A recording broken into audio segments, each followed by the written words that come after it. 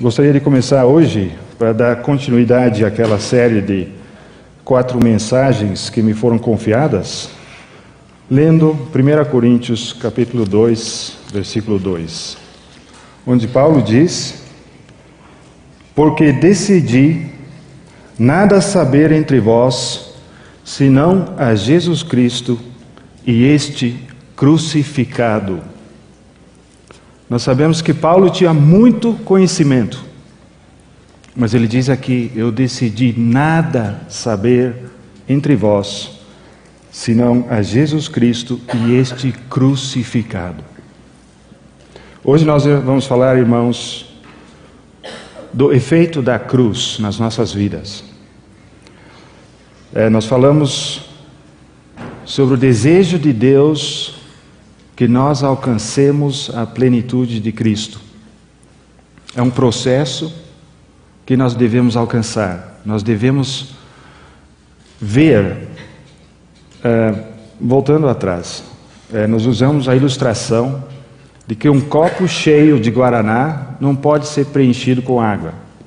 Aquele guaraná poderia ser simbólico para a nossa vida na carne, a nossa vida natural, tendo o sabor gostoso do guaraná, aquilo que agrada a nossa carne, tendo cor um pouquinho dourada, poderíamos ver, nós poderíamos confundir aquilo com algo que é precioso. E não me entendam mal, é apenas uma ilustração. Se vocês gostam do guaraná, pode tomar à vontade. Não demais, né? Tudo com muito pouco, senão não é bom. Mas essa é apenas uma ilustração. Aquele guaraná impede de que nós possamos ser cheios da água, da vida do Senhor Jesus Cristo. E, portanto, nós temos que ser esvaziados. E como é que Deus faz isto? Nós vemos o processo que até o Filho de Deus teve que se esvaziar de uma forma muito além do nosso seguir neste exemplo, porque ele esvaziou-se da sua glória divina. Mas Deus o encheu. E Deus o exaltou sobremaneira. Mas aqui na terra ele teve de passar por esse processo de esvaziamento, humilhando-se cada vez mais até a morte e morte de cruz. Se ele foi adiante de nós, ele nos chama para o seguir, para sermos discípulos seus. Nós vamos ter que seguir por aquele mesmo caminho que ele foi, o caminho da cruz. A cruz, irmãos, é o método usado por Deus para nos esvaziar, com o propósito, com o fim, com a finalidade de nos encher com a vida de Cristo. Todos nós que somos nascidos novamente, nós recebemos a vida de Cristo, a vida lá do alto. E ontem já foi falado, a nossa posição em Cristo é nos lugares celestiais com Ele. Nossa vida está oculta com Cristo em Deus. Nossa vida é lá. Você pensa que tua vida é aqui na terra? É o Satanás que faz você pensar que tua vida é aqui na terra, se você pertence a Deus. Porque nossa vida é lá no alto. E é de fato que fisicamente nós estamos aqui na terra. E emocionalmente nós temos relacionamentos aqui na terra. Mas espiritualmente, nossa vida está nos céus, com Cristo, onde Ele está. E essa verdade nós não devemos nos esquecer nem sequer um dia das nossas vidas. Deve ser uma realidade em que caminhamos, e isso vai transformar nossa vida a cada dia. Leamos mais uma vez Colossenses 2, 9 e 10, versículos já lidos várias vezes. Colossenses 2, 9 e 10.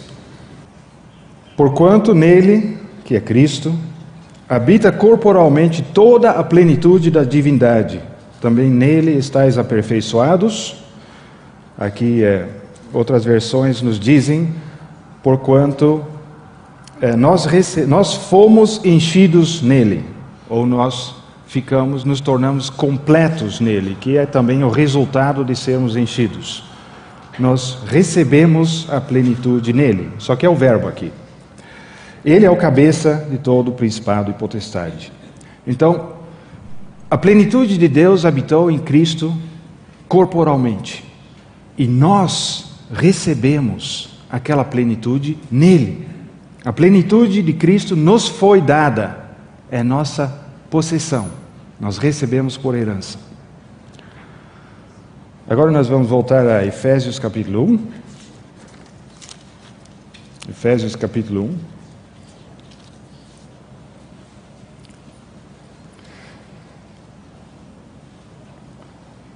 Versículos 20 a 23. Eu creio que ontem nós terminamos com esses mesmos versículos.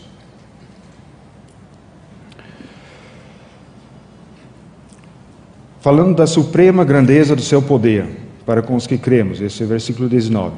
Segundo a eficácia da força do seu poder, o qual exerceu ele em Cristo, ressuscitando-o dentre os mortos e fazendo-o sentar à sua direita nos lugares celestiais, acima de todo principado e potestade e poder e domínio e de todo nome que se possa referir não só no presente século, mas também no vindouro. E pôs todas as coisas debaixo dos seus pés, e para ser o cabeça sobre todas as coisas o deu à igreja, a qual é o seu corpo, a plenitude daquele que a tudo enche em todas as coisas. E nós já falamos isso antes, irmãos. Cristo foi exaltado sobremaneira. Quando ele foi exaltado, ele foi dado à igreja como cabeça do seu corpo. Cristo nos foi dado. Ele é o nosso cabeça, nós somos membros do seu corpo. E diz aqui, a igreja, o corpo, é a plenitude daquele que enche. Nós falamos que isso é o complemento daquilo que ainda falta. E esse é um mistério de Deus. Se Cristo é tão perfeito, se Ele é tão exaltado, Ele recebeu toda a glória do Pai, nele reside toda a plenitude da divindade. Após a sua glorificação, Ele está nos céus. A Ele foi dado o lugar acima de todo outro lugar, o nome acima de todo outro nome. E Ele foi dado à igreja. E ainda falta algo. A palavra de Deus diz que ainda falta algo. Existe um desejo no coração do Senhor Jesus Cristo que Ele deseja que seja preenchido.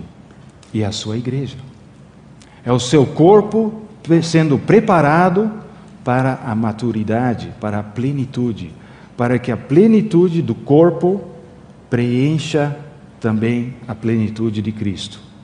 É como se o corpo complementa o cabeça, porque que é um cabeça se não houver corpo? É a figura que os apóstolos usam, que o próprio Senhor usa, a figura do corpo. Mas se teu corpo tiver só uma cabeça e não tiver membros, não vai funcionar. Portanto, Cristo como cabeça foi dado para o seu corpo. E a próxima fase que nós vemos aqui, a próxima frase, é que Ele enche a tudo e em todos. A tudo enche em todas as coisas. Então, tudo que nós precisamos para aquele crescimento até a plenitude, para alcançarmos aquela plenitude nele, é dado por Ele. Tudo vem dele. Não há nada nosso. Eu me lembrei de um hino que os que conhecem inglês vão conhecer esse hino bem, e provavelmente existe uma tradução em português também, mas eu não conheço. O hino se chama Channels Only, Blessed Master. Canais somente, precioso Senhor. E tem um trecho aqui, um trecho da primeira estrofe, diz assim: Tu me salvaste, Tu me purificaste, Tu me encheste, para que eu pudesse ser um canal para Ti. E aí tem outra estrofe que eu vou ler completamente. Esvaziado para que Tu pudesses me encher. Esvaziado para que Tu pudesses me encher. um vaso limpo, puro, na tua mão, sem poder, sem força, senão a que tu dás, graciosamente com todo o mandamento que tu me dás. Esse hino fala do desejo daquela, foi uma irmã, parece, que escreveu esse hino, e o desejo que ela tinha de ser um canal, um instrumento nas mãos do Senhor. E se nós permitirmos ao Senhor esvaziar as nossas vidas de tudo aquilo que não agrada a Ele, mesmo depois de sermos nascidos novamente, tudo que habita na nossa carne, se permitirmos ao Senhor operar com a cruz nas nossas vidas, Ele vai abrir o lugar para preencher nossas vidas com a vida de Cristo. E quando Ele preenche nossas vidas com a vida de Cristo, aquela vida vai transbordar. Na medida que somos mais cheios dEle, se transbordará mais da sua vida. E isso é um mistério, irmãos. Um mistério oculto na palavra que nós podemos aprender com o Espírito Santo nas nossas vidas, no andar, no caminhar diário com Ele.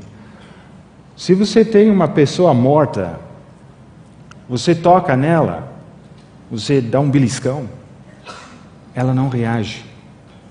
Numa pessoa viva, se dá um beliscão, certamente vai haver uma reação, mesmo que seja só, ei! Mas uma pessoa morta não reage. E se nós tivermos tentações, mas nós estamos mortos, nós não vamos reagir àquela tentação. Mas se ainda estamos vivos, nós certamente iremos reagir àquela tentação. É por isso que Deus usa o método da cruz para nos esvaziar daquilo que pertencia ao velho homem. Eu tenho que ser cuidadoso como eu falo isso, porque é algo que é difícil para muitos compreenderem. Em Romanos 6,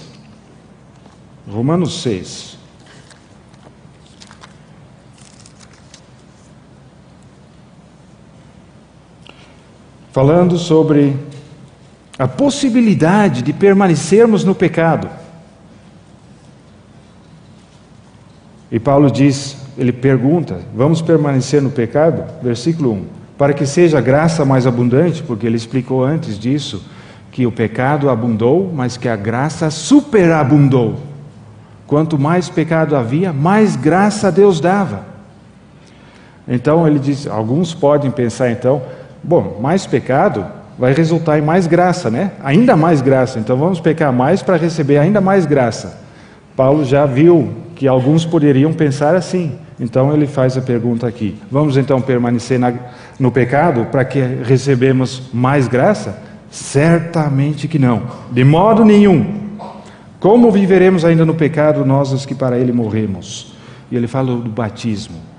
O batismo que fala, que testemunha da nossa morte com Jesus Cristo. Versículo 5. Se fomos unidos com Ele na semelhança da sua morte, certamente o seremos também na semelhança da sua ressurreição.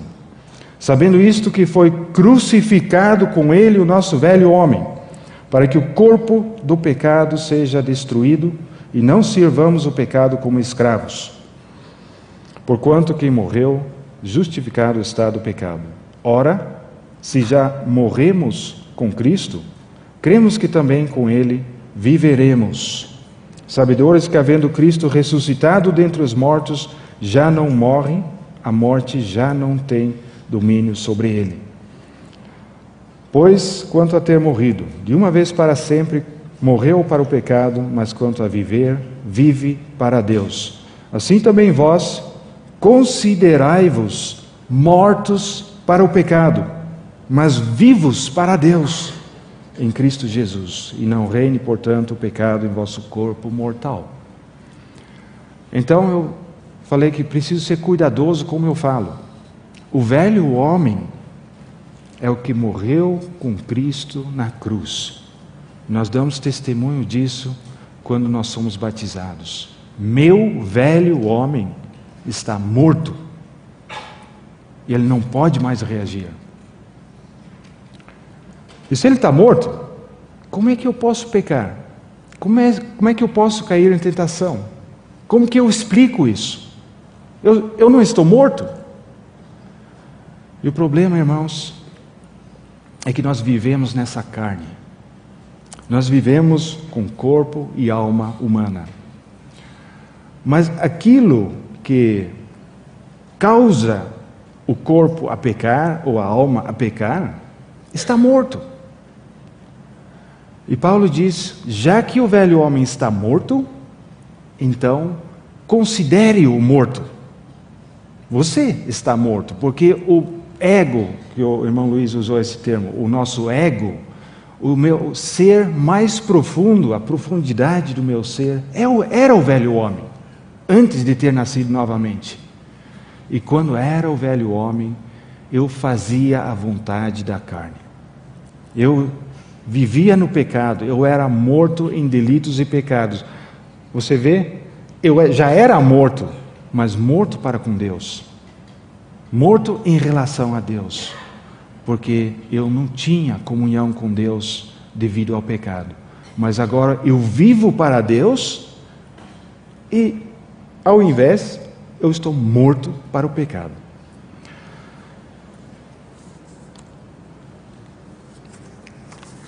Deus operou esse método da cruz. Deus já vem nos mostrando desde a antiguidade. E eu pensei, por exemplo, no exemplo de José. O exemplo de José. A vida de José, sabemos que ele teve um sonho maravilhoso, que ele ficou muito alegre com aquele sonho. Ele ficou tão feliz com o significado daquilo que ele sonhou, que ele começou a falar isso para os irmãos. Só que os irmãos não gostaram tanto daquele sonho. Aí ele teve um segundo sonho, falou de novo, até o pai dele se escandalizou com ele. O que é isso, meu filho? Até teu pai e tua mãe vão se prostrar diante de ti? Não está certo.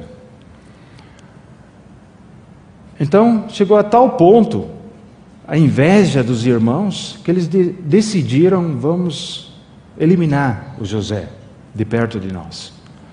E vocês sabem como eles acharam um meio de não precisar matá-lo, mas pelo menos estar livres dele, e venderam José para o Egito. Vocês veem, ele perdeu tudo aqueles privilégios que ele tinha na casa do pai. Ele perdeu tudo. Aquele sonho maravilhoso parece que estava se despencando, desmoronando diante dele. E, ao invés dele ser exaltado como ele pensava, ele foi rebaixado, se tornou um escravo no Egito. Mas Deus estava com ele, assim que a história diz. Deus estava com ele. Ele foi vendido na casa de Potifar. Sabemos que ele cresceu. Ele cresceu servindo ao Senhor. Porque o Senhor estava com ele, ele era abençoado na casa de Potifar. E dentro de pouco tempo, ele cresceu a uma posição muito elevada. Sabemos também, então, o que ocorreu, que a esposa de Potifar tentou seduzi-lo, e ele resistiu. Ele era como se fosse aquele cristão que sabe que está morto para a tentação. Ele diz não ao pecado. Não! Eu não quero desagradar ao meu Deus. Quero fazer só a sua vontade. E se eu disser sim para o pecado, eu vou desagradar ao meu Deus. Ele resistiu ao pecado, mas veja a consequência. Por causa disso, ele parou na prisão. E sabemos como ele sofreu na prisão. Sem razão, sem ter feito nada de errado. Ele estava lá naquela prisão, rebaixado novamente, ainda mais. Ao invés de ser exaltado, rebaixado ainda mais. É o símbolo, uma figura da operação da cruz. Rebaixando, humilhando ainda mais. Humilhou-se o nosso Senhor Jesus até a morte de cruz. Aprendeu a obediência através daquilo que ele sofreu. Já José era um dos exemplos que passou por isso mesmo. Mas veja só, vamos ler somente em Gênesis 45, porque nós sabemos que da prisão, por fim, ele foi exaltado, porque Deus estava com ele. E vamos só ler 2 versículos, como ele relata esse período mais tarde aos seus irmãos.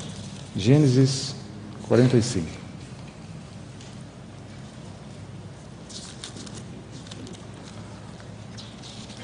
Vocês se lembram do contexto? Que José, ele teve uma estratégia como ele iria se revelar a seus irmãos. Ele reconheceu seus irmãos quando eles vieram ao Egito, mas os irmãos não reconheceram a ele. Já tinham esquecido de José, praticamente. Até aqui, né? Gênesis 45, versículos 4 e 5. Disse José a seus irmãos: agora chegai-vos a mim. E chegaram-se. Então disse: eu sou José, vosso irmão, a quem vendestes para o Egito. Agora, pois, não vos entristeçais, nem vos irriteis contra vós mesmos, por me haverdes vendido para aqui, porque para a conservação da vida Deus me enviou adiante de vós. Bem, irmãos, como ele viu aquela aprovação, tudo aquilo que os irmãos fizeram com ele, aquilo que aconteceu depois, que ele parou na prisão e tudo mais, tudo que ele sofreu, como ele vê após, ele diz: foi Deus que me enviou adiante de vocês. Tudo estava no plano de Deus. Deus usou todo aquele sofrimento de José para poder abençoar a sua família inteira, o seu povo inteiro, para manter em vida o povo de Israel. Outro exemplo é o exemplo de Davi. Eu pensei nesse exemplo, lendo assim a história de Davi, como ele foi ungido por Deus para ser o rei sobre Israel. Então ele foi convidado para tocar música para Saul. Ele ficou lá tocando música, e teve uma hora que o pai dele mandou ele para o exército. Ele viu Golias afrontando os exércitos de Israel, e não tinha ninguém que estava aceitando o desafio de Golias. E o coração de Davi era para o Senhor e para o seu povo. E Davi aceitou o desafio. Ele pediu a permissão a Saul para poder batalhar contra Golias, e ele ganhou a batalha. Ele começou a crescer. Saul gostava dele pela música, mas também no início pela batalha, pela coragem que ele tinha na batalha. Mas logo ele cresceu mais do que Saul, começou a inveja. E então começou a perseguição. Por muitos anos ele foi perseguido, ao ponto de ele fugir de Israel. Ele foi traído pelas pessoas que ele tinha salvo em Keila. Quando ele esteve em refúgio num lugar chamado Ziklag, eles tinham saído, eles queimaram a cidade, levaram cativos homens e mulheres, e os seus que estavam com ele, os homens que estavam com ele, estavam prontos para apedrejá-lo. Imagina o sofrimento de Davi em tudo isso, enquanto ele era ungido rei de Israel. Mas ele recusou obter aquela posição que lhe foi prometida com as próprias mãos. Ele recusou fazer isso por 2 vezes. Ele recusou matar a Saul quando ele tinha a oportunidade, porque ele tinha temor ao Senhor. Ele queria caminhar nos caminhos do Senhor. Ele tinha fé que Deus iria executar a sua promessa. Mais tarde, ainda já sendo rei, ele teve que fugir do próprio filho, Absalão, que o traiu, que usurpou o trono.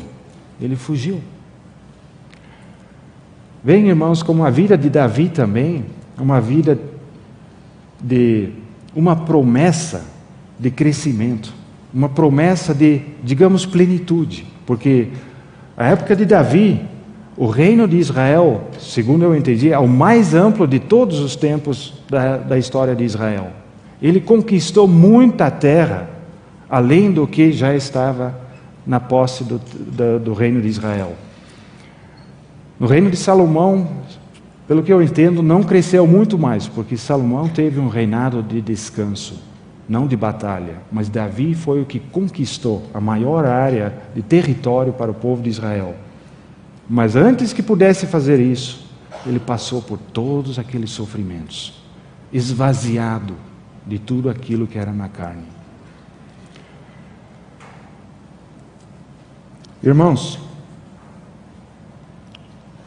a cruz é uma realidade que Deus opera nas nossas vidas, se nós permitirmos. Se nós buscarmos aquilo que é precioso para o Senhor. Se nós buscamos coisas aqui na terra, nós não vamos sofrer muito.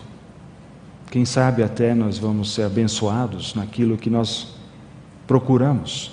Se nosso coração está nas coisas aqui da terra, não vamos sofrer muita perseguição. Se sendo cristãos nós caminhamos com o mundo não vai ter muito problema conosco. Mas se nós procuramos aquilo que é do Senhor, sabendo que nosso lugar está oculto com Cristo em Deus, nós estamos vivendo nos céus, e nós estamos buscando aquilo que é lá do alto, e não participando das coisas desse mundo, então o mundo começa a nos perseguir. E essa perseguição, esses sofrimentos, o Senhor está usando nas nossas vidas para nos preparar para aquela plenitude que Ele tem para nós. Porque o objetivo de tudo aquilo, como o irmão Luiz já disse, é de eliminar de nós tudo aquilo que desagrada a Deus. Eu quero usar um exemplo de uma pessoa chamada Hudson Taylor, um missionário, mais ou menos 1850, foi o início da missão dele para a China. Ele foi um grande missionário que evangelizou o interior da China. Ele foi o fundador da missão chamada China Inland Mission. E a biografia dele é muito impressionante. O desejo que ele teve, depois da sua conversão, de levar o Evangelho àquelas pessoas na China que não conheciam ao Senhor, mas no interior, porque já havia missionários na China, na região da costa. Tem um capítulo na biografia dele, escrita pela sua nora, se não me engano, que se chama The Exchanged Life. A vida trocada, seria assim? A vida trocada. Essa experiência ele escreveu numa carta à sua irmã, depois que já estava há 15 anos trabalhando para o Senhor na China. Antes de ir para a China, ele se converteu, estudou medicina, e depois ele foi para a China. Naquela época levava meio ano de navio para ir da Inglaterra até a China. Então já estava há 15 anos na China, servindo ao Senhor. Então ele teve essa experiência. E eu gostaria de ler um trecho daquele capítulo, daquela carta que ele escreveu à sua irmã, para demonstrar, irmãos, que não é só na época da Bíblia que o Senhor está operando com a sua cruz na vida dos seus servos, dos seus filhos, mas só para mostrar como um homem nascido novamente, servindo ao Senhor na missão, como ele teve uma batalha tão grande relativa às riquezas e à plenitude da vida do Senhor Jesus Cristo. O que eu tenho é em inglês, então eu vou ter que ir traduzindo aqui pouco a pouco. Ele estava então numa grande batalha interior, mas nem todos podiam ver isso. Ele escreve assim: todo o tempo eu estava seguro que em Cristo estava tudo o que eu preciso. Mas a questão prática era como extrair isto. Ele era rico verdadeiramente, mas eu pobre. Ele era poderoso, forte, mas eu era fraco. Eu sabia muito bem que na raiz, na haste e nas folhas havia uma abundância muito grande. Mas como tirar isto, extrair isto no meu ramo pequenininho, era a minha questão. E na medida que a luz começou gradativamente a brilhar sobre mim, eu vi que fé É o único requerimento, o único que é necessário. E seria a mão para tomar posse daquela plenitude de Cristo e fazê-la minha. Mas eu não tinha esta fé. Veja o clamor. Eu não tinha esta fé. Eu sabia que era a fé que era necessário, mas eu não tinha esta fé. Eu procurava por ela, mas ela não vinha. Eu procurava exercitá-la, mas sem efeito.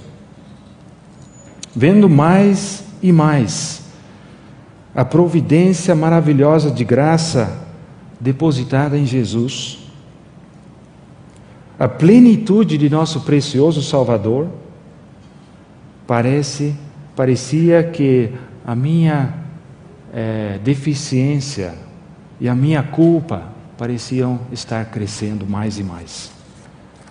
Então ele fala sobre o pecado da incredulidade. Um missionário já há 15 anos servindo ao Senhor, evangelizando muitas pessoas lá na China. O pecado da incredulidade. Ele foi um homem de fé. Então, quando ele estava nessa crise intensa, desejoso de experimentar, porque é disso que a gente está falando, da experiência da plenitude da vida de Cristo em nós. E ainda estou falando do aspecto individual. Ele recebeu então uma carta de um colega missionário trabalhando com ele, também no interior da China, que passou por um avivamento na sua própria vida e escreveu numa carta a Hudson Taylor. E ele diz assim: quando eu recebi essa carta, uma frase naquela carta tirou as escamas dos meus olhos, fez caírem as escamas dos meus olhos. O Espírito de Deus revelou a verdade de minha unidade com Jesus, minha união com Jesus, como eu nunca conheci antes. Essa era a frase que ele tinha escrito. Como você terá a sua fé fortalecida? Não procurando pela fé, buscando-a, mas descansando naquele que é fiel. E essa foi a revelação que transformou a sua vida, que causou essa vida trocada ou transformada. E ele usa a figura, a ilustração do Senhor Jesus em João 15, da vinha e dos ramos. Ele diz assim: como era grande, eu descobri como era grande o meu erro, o meu engano, de pensar que eu tinha de extrair aquele sumo de vida daquela vinha. Que eu tinha de extrair dele, tirar para fora dele a sua plenitude. E agora ele diz: agora eu vejo que não é só a raiz, mas tudo. Raiz, haste, ramos, folhas, flores, fruto. E Jesus não é somente isto, Ele é ainda mais. Ele é o chão, Ele é o brilhar do sol, Ele é o ar, Ele é a chuva. Tudo que é preciso. E 10.000 vezes mais do que tudo isto, que eu podia sonhar, desejar ou precisar. Oh, como é grande a alegria de ver essa verdade. E aí ele escreve: eu peço que também a você, os teus olhos sejam abertos para ver essa realidade. Sua irmã que o levou a Cristo. Como é maravilhoso ser um membro de Cristo. Pense no que isso envolve. Cristo pode ser rico e eu pobre. Meus irmãos, será que essa é a nossa experiência? Nós sabemos muito. Talvez nós tenhamos muito conhecimento sobre a pessoa de Cristo, sobre a sua plenitude, sobre as suas insondáveis riquezas. Mas e a tua experiência, como é que é? E eu falo a mim mesmo também. Como é a nossa experiência? Será que é verdade que Ele é rico e na minha experiência eu sou muito pobre, espiritualmente falando, na sua vida? O que é que se manifesta? Essa era a crise de Hudson Taylor. Ele sabia do seu Senhor, conhecia tudo, mas ele tinha a experiência que toda aquela vida abundante de Cristo não estava sendo manifesta nele, não se expressava nele. E é por isso que ele entrou nessa crise tão grande. E ele diz mais uma coisa, mais adiante, que eu gostaria de ler. Ele diz: agora, depois dessa experiência, eu não sou melhor do que era antes, apesar de que houve uma transformação incrível na sua experiência. Ele diz: eu não sou melhor do que era antes, mas eu estou morto e sepultado com Cristo.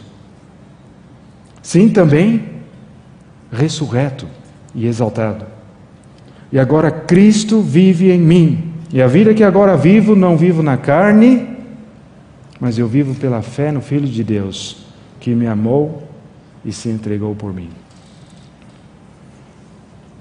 Esse é Gálatas 2:20. As palavras de Paulo. Não é Cristo. Não vivo mais pela minha carne. Eu não vivo mais. É Cristo que passou a viver em mim. E essa transformação, irmãos, é a base de nós experimentarmos a plenitude de Cristo, na medida em que nós podemos experimentar pessoalmente e individualmente.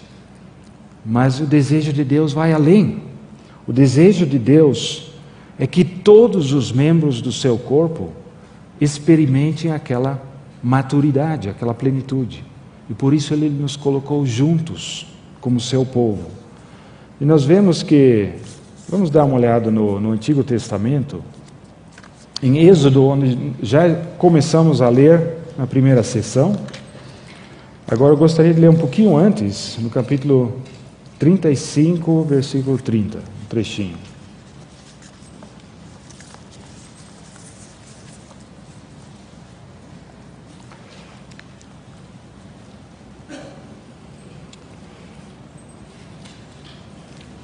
Para transitarmos um pouquinho daquele aspecto individual que nós vemos do método da cruz sendo aplicado na vida individual de homens no Antigo Testamento, mas agora também cada um de nós, e homens que viveram nesse século e que ainda viverão.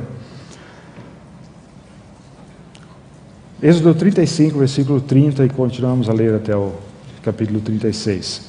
Disse Moisés aos filhos de Israel: eis que o Senhor chamou pelo nome a Bezalel, filho de Uri, filho de Ur, da tribo de Judá, e o Espírito de Deus o encheu de habilidade, inteligência e conhecimento em todo artifício, e para elaborar desenhos e trabalhar em ouro, em prata, em bronze, para lapidação de pedras de engaste, para entalhe de madeira, para toda a sorte de lavores. Também lhe dispôs o coração para ensinar a outrem, a ele e a Aholiabe, filho de Aisamaque, da tribo de Dan. Encheu-os de habilidade. Veja também, o Senhor enche de habilidade, para fazerem toda a obra de mestre, até a mais engenhosa, e a do bordador em estofo azul, em púrpura, em carmesim e em linho fino, e a do tecelão. Sim, toda sorte de obra e a elaborar desenhos. Assim trabalharam Bezalel e Aholiabe, e todo homem hábil a quem o Senhor dera habilidade e inteligência para saberem fazer toda a obra para o serviço do santuário, segundo a tudo o que o Senhor havia ordenado. Moisés chamou a Bezalel e a Aholiabe, e a todo homem hábil, em cujo coração o Senhor tinha posto sabedoria, isto é, a todo homem cujo coração o impeliu a se chegar à obra para fazê-la. Aqui vemos, irmãos, que na preparação do tabernáculo e todos os seus utensílios, Deus encheu homens com capacidade, com habilidade para fazer toda aquela obra. Alguns foram indicados por Deus, por Moisés, e outros se ofereceram para fazer a obra. O coração deles os impeliu a se entregarem ao Senhor para poderem executar aquela obra. E o Senhor os capacitou a fazer aquela obra. Quando a gente vê mais adiante, no capítulo 40, quando a obra está concluída, somente 2 versículos para demonstrar o propósito de Deus naquele tabernáculo. Claro que tem muito mais detalhes que eu não estou nem falando. Mas quando estava concluído o tabernáculo e Moisés revistou, ele fez a revista de tudo aquilo que foi feito para saber se era de acordo com o plano que Deus tinha revelado, se era de acordo com o modelo que ele viu no monte. E ele confirmou, ele aprovou aquela obra. Moisés primeiro aprovou aquela obra. E vejamos aqui então, versículo 34 do capítulo 40. Então a nuvem cobriu a tenda da congregação e a glória do Senhor encheu o tabernáculo.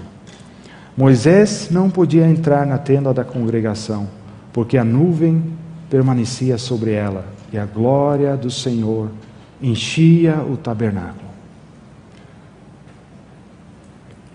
Essa é a aprovação de Deus daquela obra que Ele mandou o seu povo fazer.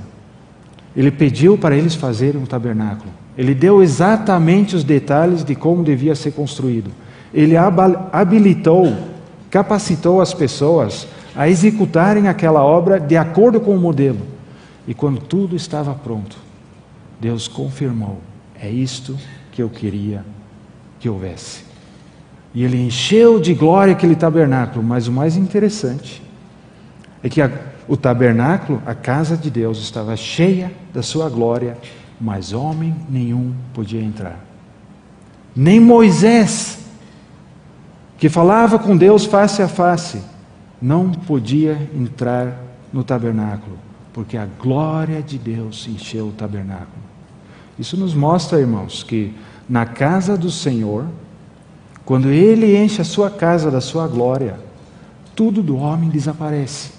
Tudo do homem natural tem de ficar de fora. E é por isso que nós precisamos da cruz. Porque aquilo que é do nosso homem natural precisa ser eliminado para que Deus possa revelar a sua glória. A mesma coisa foi com o templo. Vamos ver, confirmar que também no templo ocorreu a mesma coisa. 2 Crônicas, capítulo 7. E sabemos, irmãos, da história, né? Como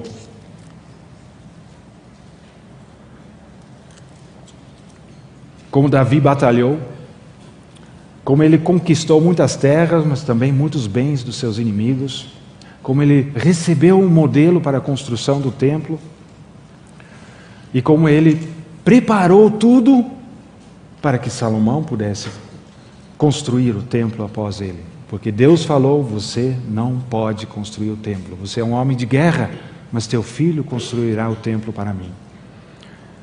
E sabe como foi, né? No fim de 1 Crônicas, Davi ora. E ele fala ao povo, todos cujo coração, não sei exatamente a palavra em português que é usada lá, mas o impele, todos cujo coração o leva a dar para a casa de Deus, venha e deposite aos pés daqueles que estão recebendo. Mas de boa vontade. Ninguém era obrigado a dar.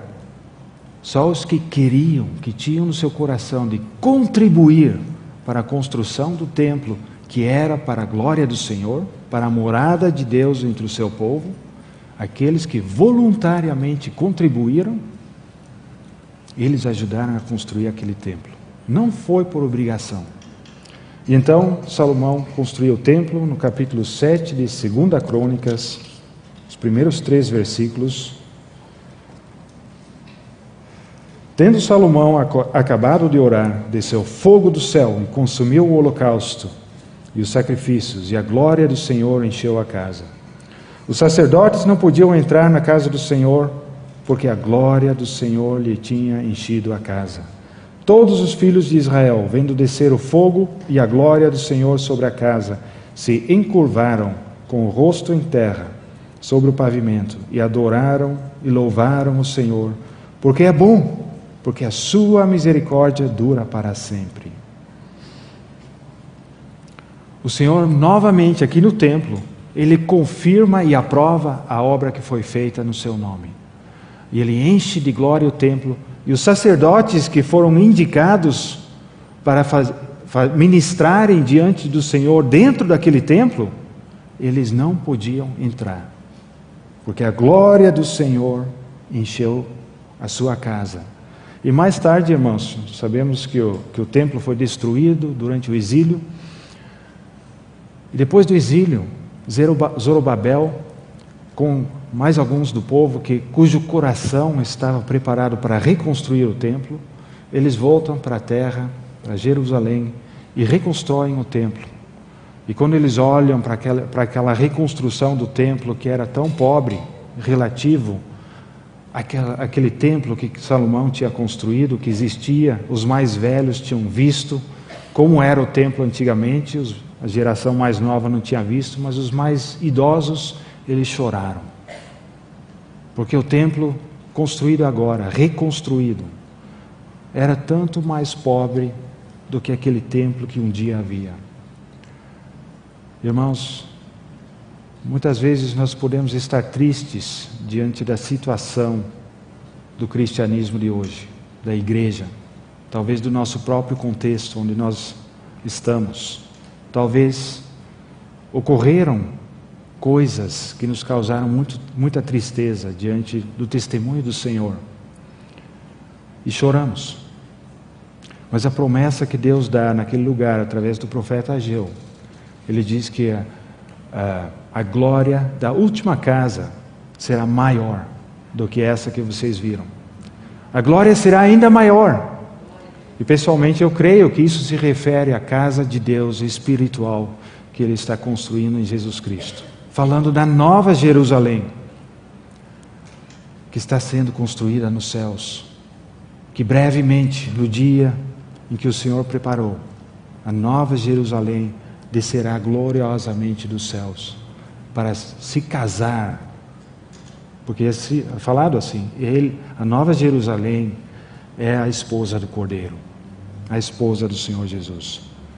Mas veem, irmãos, como para isso é necessário aquele preparo, porque o templo do Senhor é santo, o Senhor é santo, e tudo que nós podemos presentear para Ele, preparar para Ele, tem de ser santo, não pode ser contaminado com a carne humana.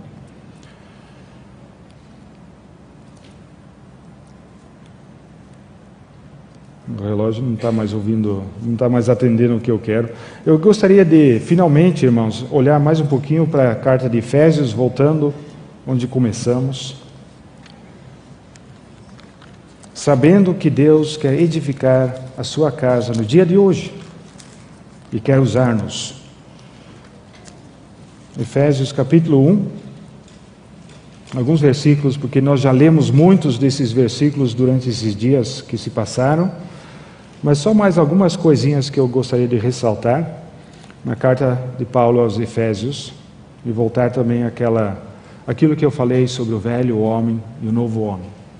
Efésios 1, versículo 9, versículo 8, Deus derramou abundantemente sobre nós em toda sabedoria e prudência, desvendando-nos o mistério da sua vontade, segundo o seu beneplácito que propusera em Cristo, de fazer convergir nele, na dispensação da plenitude dos tempos, todas as coisas, tanto as do céu como as da terra. Nele, digo, no qual fomos também feitos herança, predestinados, segundo o propósito daquele que faz todas as coisas conforme o conselho da sua vontade.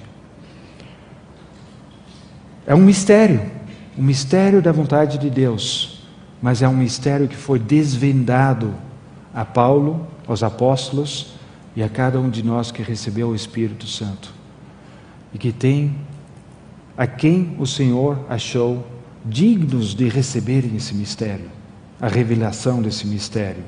Deus não revela os seus mistérios a qualquer um.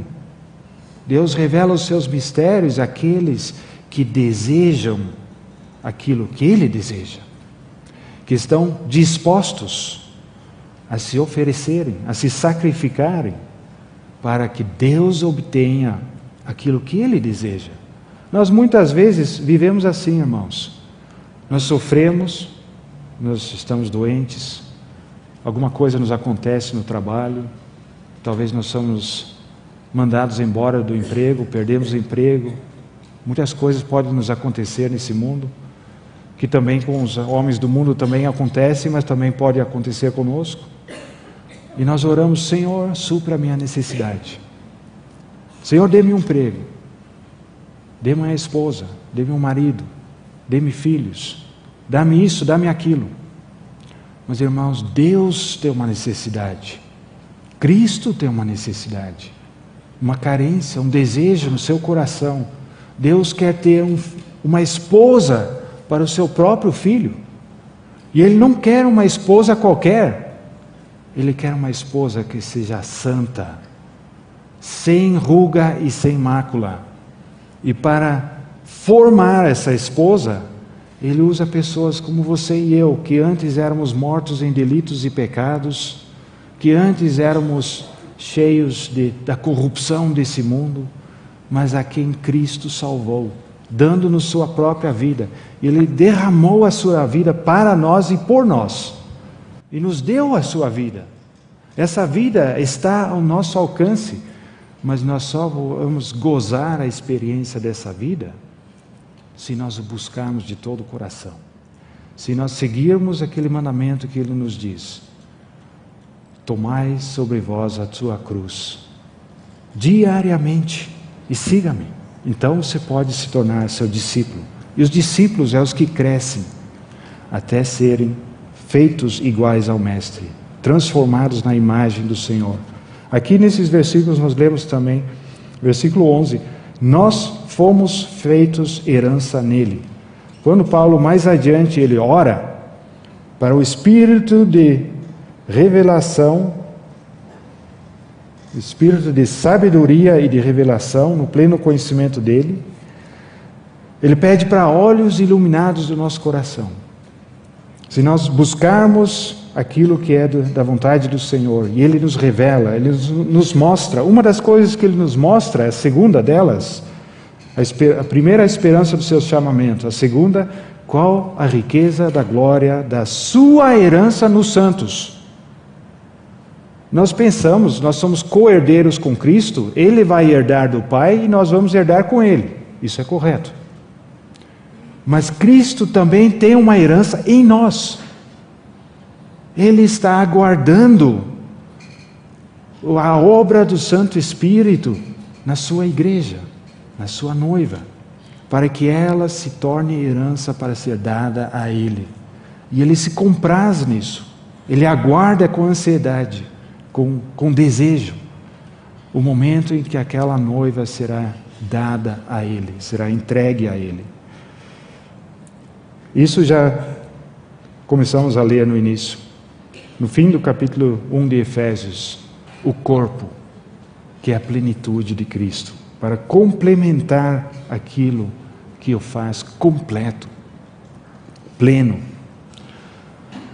No capítulo 2, o Senhor fala da casa, através do apóstolo Paulo, o edifício que será edificado sobre a rocha Jesus Cristo, o fundamento dos apóstolos e profetas. E nós somos edificados. No capítulo 3, Paulo fala do mistério que a igreja é. Cristo e a igreja revelando o mistério de Deus até aos céus, as potestades e principados e tudo mais, a multiforme, todos os aspectos da vida de Cristo são revelados em cada um de nós, quando estamos juntos como igreja. E juntamente com todos os santos, aí no capítulo 3, já lemos várias vezes, somente juntamente com todos os santos vamos conhecer o amor de Cristo. Nós precisamos tanto uns dos outros. No capítulo 4, os primeiros 3 versículos falam sobre tudo que nós temos na nossa vocação. E Paulo fala: andeis de modo digno daquela vocação, daquele chamamento. Nosso chamamento celestial é muito alto, ele é do alto. E como é grande o chamamento, o destino que Deus tem para nós, que nos tornamos filhos de Deus e tornamos povo de Deus, corpo de Cristo. Ele fala da unidade, como tem um só corpo, um só Espírito, um só Deus e Pai, um só Senhor. Ele age por meio de todos e está em todos. Então vem aquele trecho que nós falamos sobre, na primeira sessão, sobre os dons que Cristo deu aos membros do seu corpo, para que juntos sejam edificados, cada um fazendo a sua parte. E então, após esse trecho, versículo 17, isto, portanto, digo, capítulo 4, versículo 17, isto, portanto, digo e no Senhor testifico, que não mais andeis como também andam os gentios, na vaidade dos seus próprios pensamentos, obscurecidos de entendimento, alheios à vida de Deus, por causa da ignorância em que vivem, pela dureza dos seus corações, os quais, tendo se tornado insensíveis, se entregaram à dissolução para, com avidez, cometerem toda a sorte de impureza. Mas não foi assim que aprendestes a Cristo. Por que Paulo escreve isso a cristãos? A homens que formam a igreja em Éfeso, chamados santos, que já conheceram o novo nascimento, que caminharam com Deus. Por que ele fala para essas pessoas, não anda mais como os gentios andam? Será que é sem motivo? Irmãos, nós devemos levar a sério as advertências da palavra. Se esses santos em Éfeso, como nós já ouvimos, né, que eles perderam, deixaram o seu primeiro amor, caíram. Se foi possível com eles, é possível conosco também, se não permanecermos e perseverarmos na fé. É possível que nós passemos a andar como os gentios. E nós somos advertidos para não fazer isso, porque não foi assim que aprendemos a Cristo. Então, como devemos andar? Se é que de fato tendes ouvido e nele fostes instruídos, segundo é a verdade em Jesus, no sentido de que, quanto ao trato passado, vos despojeis do velho homem que se corrompe segundo as concupiscências do engano, e vos renoveis no espírito do vosso entendimento, e vos revistais do novo homem, criado segundo Deus, em justiça e retidão, procedentes da verdade.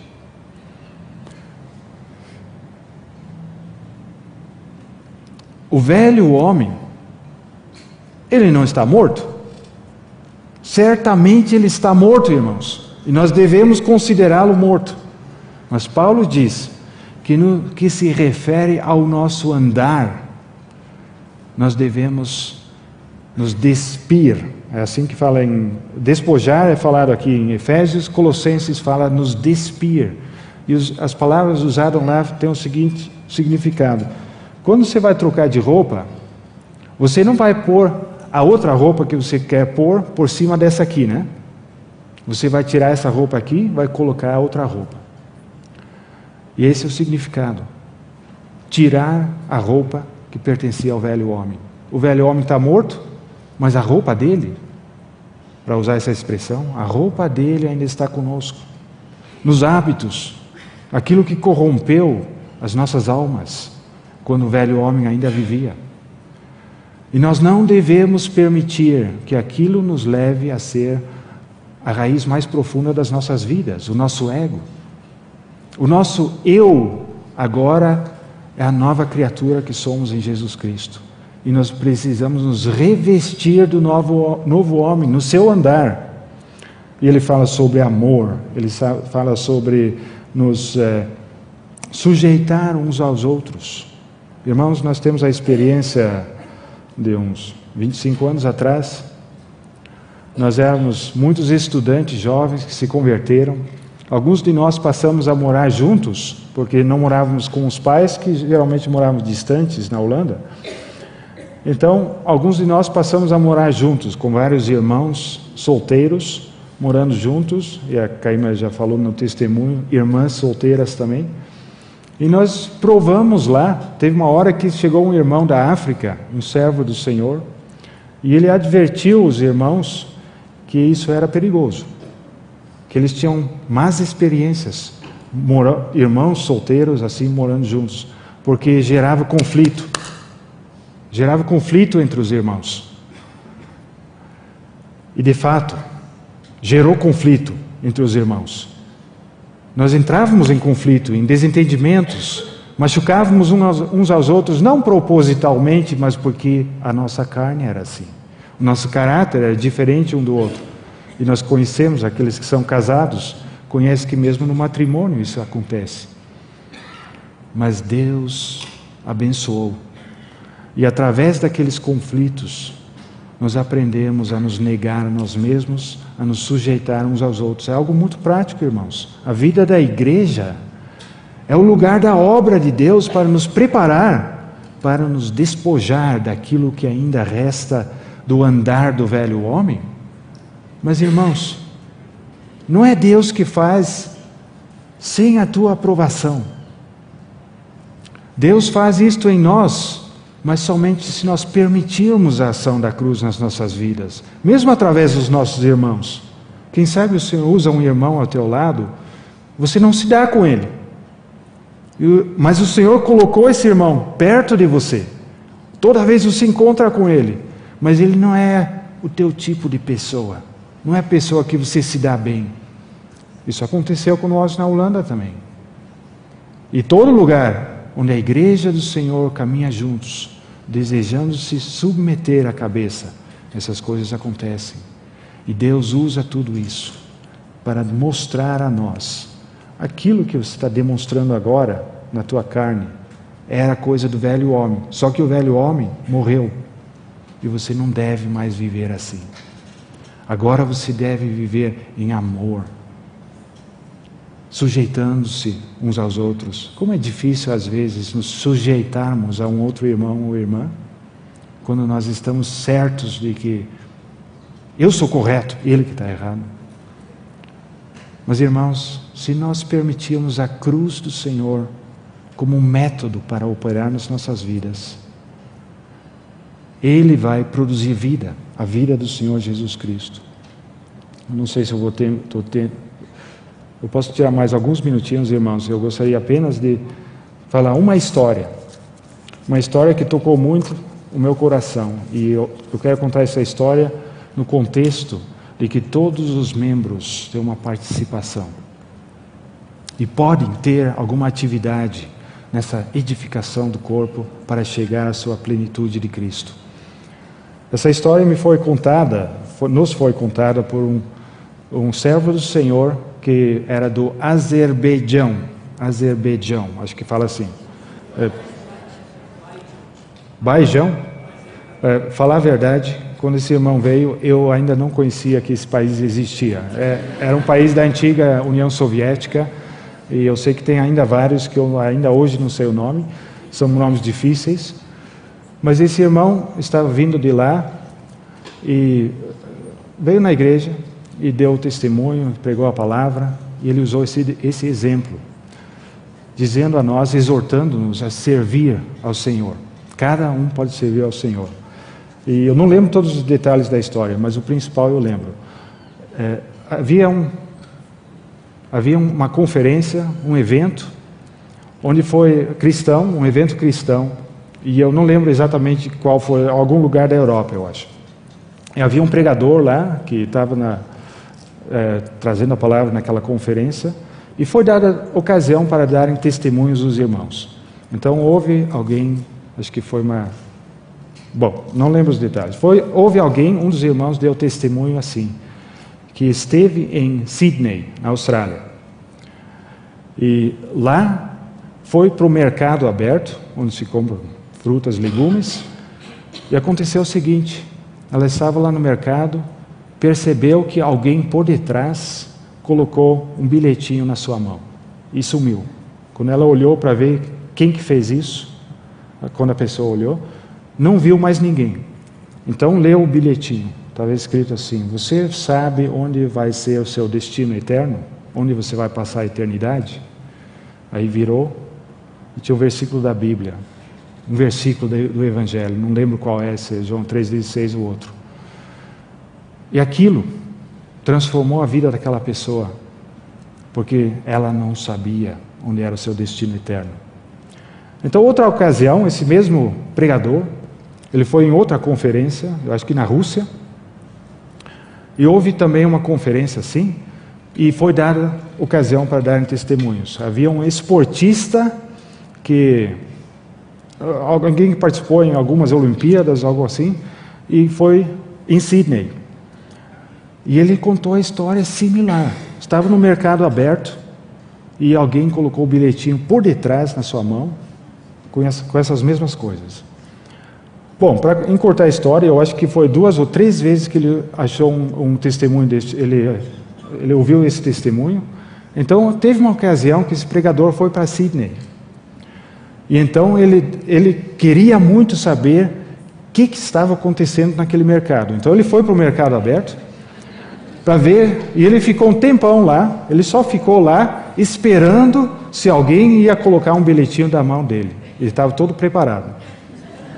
Porque um dos testemunhos, alguém viu, olhou para trás, viu que um homem pequenininho tinha saído correndo. Então, ele esperou e de fato chegou alguém por trás, colocou o bilhetinho na mão dele, ele se virou rapidamente, pegou o rapazinho. E o rapazinho pequeno, uma pessoa pequena, ele falou: não me bate, por favor, não me bate. E ele viu: não, eu não vou te bater. Ele viu que era um menino que tinha síndrome de Down. Mongoloide? Em português fala mongoloide também? Síndrome de Down. Quer dizer, uma pessoa deficiente. Ele falou: eu quero saber. Irmãos, me perdoem, eu não consigo. Essa história me comove tanto que eu não consigo conter as lágrimas. Esse rapazinho contou a história dele para esse pastor, esse pregador. Ele deu testemunho como os pais dele rejeitaram ele por ser assim. E ele passou por orfanatos, passou por vários lugares e nunca experimentou amor na sua vida. Até que um dia ele encontrou o Senhor. Alguém pregou o evangelho para ele e ele encontrou o Senhor. Esse rapazinho deficiente, ele ficou tão feliz. Ele amava tanto o seu Senhor, que ele queria fazer algo para o Senhor, mas não sabia o que fazer. Irmãos, talvez alguns de nós somos assim, nós pensamos, nós não temos nada para contribuir para aquela edificação do corpo. Ele orou, ele pediu ao Senhor, e o Senhor deu isso no seu coração. Ele pediu para alguém para escrever essas notinhas, esses bilhetinhos. E ele tinha medo, ele tinha muito medo. Então, por isso que ele vinha por detrás das pessoas, para colocar na mão e sair correndo. E ele achava que aquilo ajudava a servir no reino de Deus. Esse pregador falou para ele, testemunhou: o que você fez salvou a muitas pessoas por todo o mundo. Irmãos, nenhum de nós é insignificante. Deus deu a vida do seu Filho por cada um de nós. E Ele espera a nossa resposta para entregarmos a Ele. Não é o que você pode. Esse menino não podia fazer nada. Mas é aquilo que Ele deseja fazer em cada um de vós. Cada um de vocês, cada um de nós. E assim podemos contribuir para a edificação do corpo de Cristo. Até chegarmos à plenitude. Amém, irmãos? Que o Senhor abençoe a cada um de nós. Vamos concluir com uma oração. Senhor, nós te adoramos pelo teu grande amor. Tu és o Deus exaltado na glória. Mas tu olhaste para nós, Senhor, perdidos em pecados. Tu deste o teu Filho amado para que ele morresse, para que ele se humilhasse de tamanha maneira que ele morreu na cruz e foi sepultado. Mas ele ressurgiu dos mortos e está na glória dos céus. Tu o exaltaste sobremaneira, Senhor. E como é maravilhoso o mistério de que tu queres nos preparar para ele.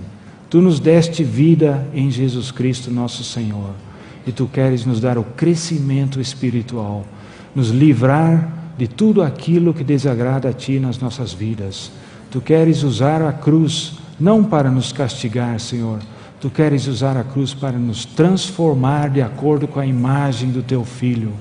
Ó Senhor, nós desejamos que tu possas fazer essa obra, não somente aqui quando estamos na conferência, felizes com a comunhão dos irmãos e com a palavra que ouvimos, mas amanhã e depois, e a cada dia desse ano, a cada dia que virá, Senhor, diariamente caminhando contigo e gozando aquela vida maravilhosa que tu nos deste. Senhor, obre em nossos corações. Eis-nos aqui, Senhor.